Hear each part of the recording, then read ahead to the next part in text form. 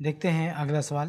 السلام علیکم شیخ، میرا ایک سوال تھا کہ یہ جو 3 دن 40 دن 3 مہینہ یہ جو جماعت میں جاتے ہیں، کیا یہ عمل درست ہے؟ بھائی صاحب کا سوال ہے کہ جو لوگ 3 دن 30 دن 40 دن جماعت میں جاتے ہیں کیا یہ درست ہے؟ شاید ان کا اشارہ یہ ہے کہ جو تبلیغی جماعت والے 3 دن تبلیغ میں لے کے جاتے ہیں کیا یہ درست ہے؟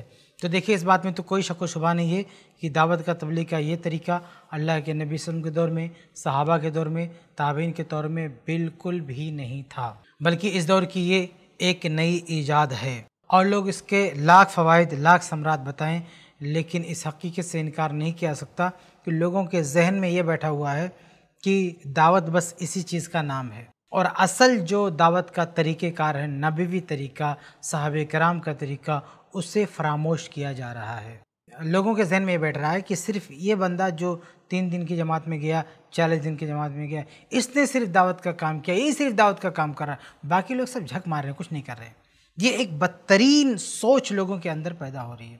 تو میں سب سے پہلے آپ کے سامنے واضح کر دوں کہ دعوت کا جو فریضہ ہے، ایک مسلمان کی جو ذمہ داری ہے دعوت کی، وہ 3 دن 30 دن 40 دن کے لیے نہیں بلکہ لائف ٹائم کے لیے ہے، زندگی بھر کے لیے ہے۔ ایک شخص جب سے مسلمان ہوا یا جب سے اس نے ہوش و حواس سنبھالا اور اس نے اپنی ذمہ داری محسوس کی کہ میں مسلمان ہوں، تو اب اسے جو کچھ بھی معلوم ہے، دین کے بارے میں جو کچھ بھی معلوم ہے، اس کی ذمہ داری ہے کہ وہ ہر اس شخص کو بتائے جس کے ساتھ وہ اٹھ بیٹھ رہا ہے۔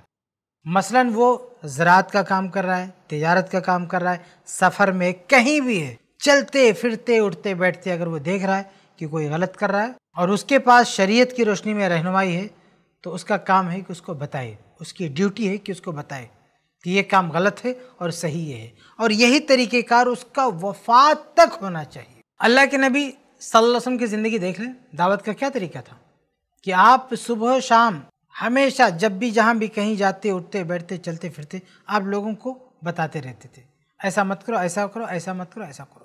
یہی طریقہ کار صحابہ کرام کا تھا کہ صحابہ کرام بھی جہاں بھی جاتے جہاں بھی دیکھتے غلط ہو رہا ٹوکتے، یہ غلط ہے، صحیح کیا ہے اس کی تائید فرماتے تھے، اور یہی سارے علماء کا سب کا طریقہ کار رہا ہے۔ تو یہ اصل دعوت ہے کہ ایک آدمی دعوتی ذمہ داری لائف ٹائم کے لیے محسوس کرے کہ اگر وہ مسلمان ہے وہ زندگی بھر دعوت کا کام کرے، مسلمانوں میں بھی غیر مسلموں میں بھی جہاں بھی اس کو موقع ملے، جہاں بھی اس کی استطاعت میں ہو وہ دعوت کا کام کرے۔ تو یہ ذہنیت غلط ہے کہ یہ دعوت کا کام صرف جو ہے، تبلیغ کا کام صرف جو ہے 3 دن کے لیے ہے، 30 دن کے لیے 40، یہ ذہنیت غلط ہے۔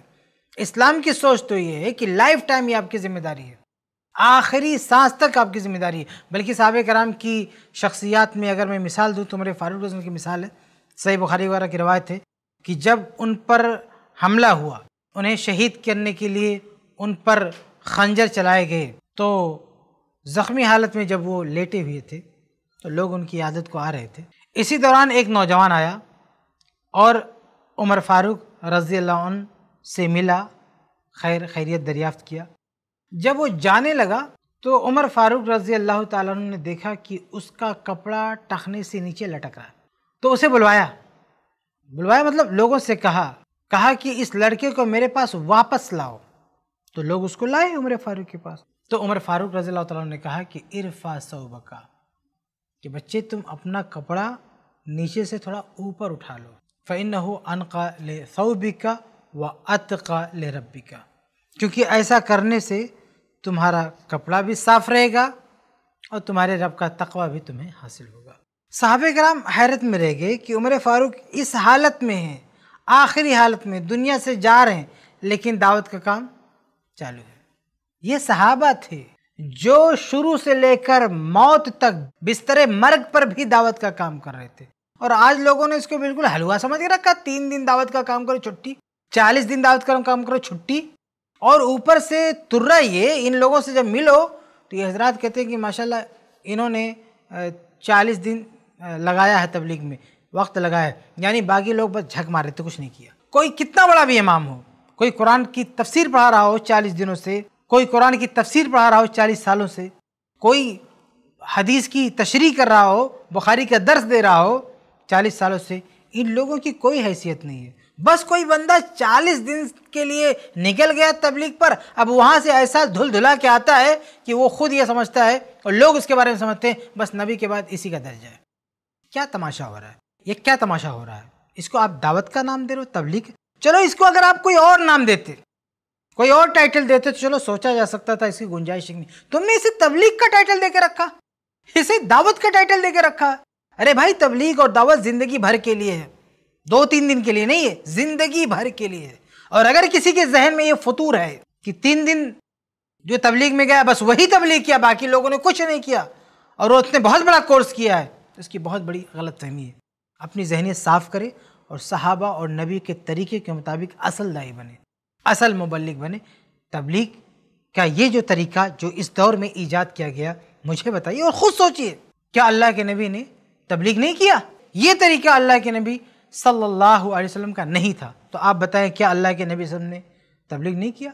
اللہ کے نبی صلی اللہ علیہ وسلم نے تو حجۃ الوداع کے موقع پہ کہا تھا کہ الا هل بلغت, اے لوگوں بتاؤ کیا میں نے تبلیغ کر دی, کیا میں نے تبلیغ کر دی؟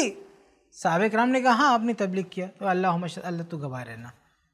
صحابہ کرام نے بھی تبلیغ کی, تابعین نے, سب نے تبلیغ کی, کسی نے یہ طریقہ اختیار نہیں کیا. تو آپ کیا کہیں گے یہ لوگوں نے وقت نہیں لگایا, ان لوگوں نے تبلیغ نہیں کیا, یا یہ کہ ان لوگوں کا طریقے تبلیغ ناقص تھا نعوذ باللہ, اور آپ نے ایک نیا سسٹم لانچ کیا ہے, نیا طریقہ کریٹ کیا ہے جو ان سے بہتر ہے؟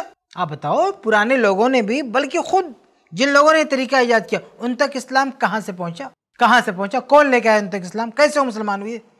تو پرانے دور سے, نبی کے دور سے جو طریقہ چلا آ رہا اسی طریقے پر دعوت ہونی چاہیے, اسی طریقے پر تبلیغ ہونی چاہیے.